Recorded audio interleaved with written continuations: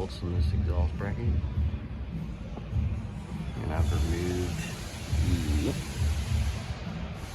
cross member, which is the pieces I showed, as well as this cover for the gas tank. I'm going to lower the transfer case first, then the transmission.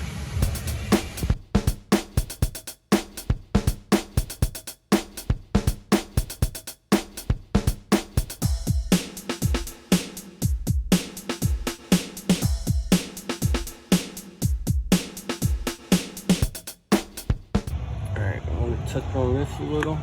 This is the shift cables. The ends go on there. Same goes right here on the transfer case. They just pop off like a normal hydraulic shock would or something. At first it didn't seem like it wanted to go, but you just gotta pry on it a little. There's that one.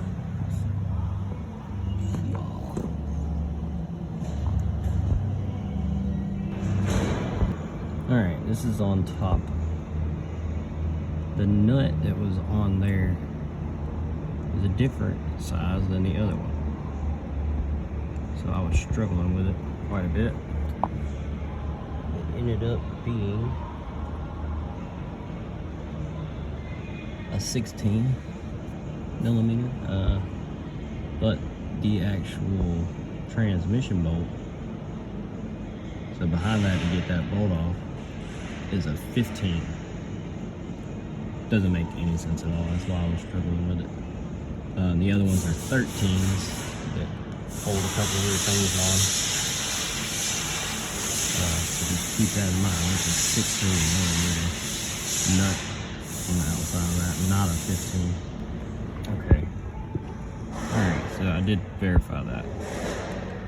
The transmission bolt is a 15. So this one is a 15.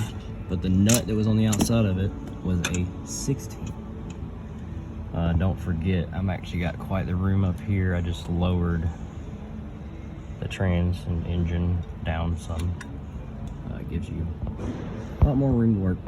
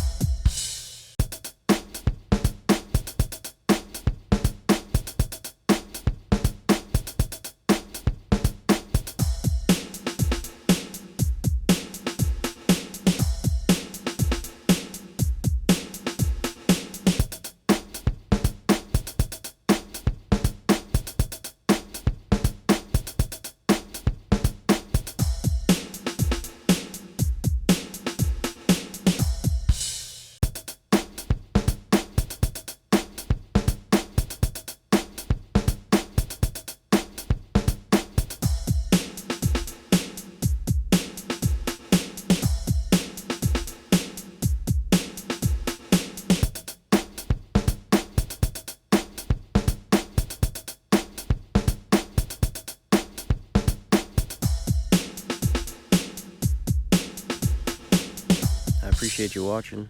I'm just buttoning this thing up the rest of the way. Put this transfer case, and then next I'm going to put the cross member back in. Pretty simple job. Don't forget about the nut that I talked about on the top. It's a 16. And the rest of the bolts are 15, which is silly. But I appreciate y'all watching. Hopefully this helped you out some with replacing a clutch on a Jeep Wrangler.